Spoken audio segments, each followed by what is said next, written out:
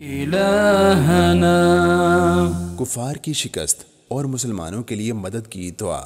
حضرت عبداللہ بن ابی اوفا رضی اللہ عنہ سے روایت ہے کہ رسول اللہ صلی اللہ علیہ وسلم نے جنگ احزاب کے دن مشرکین کے خلاف یہ بد دعا کی تھی: اللہم منزل الکتاب سریع الحساب اللہم اہزم الاحزاب اللہم اہزمہم وزلزلہم۔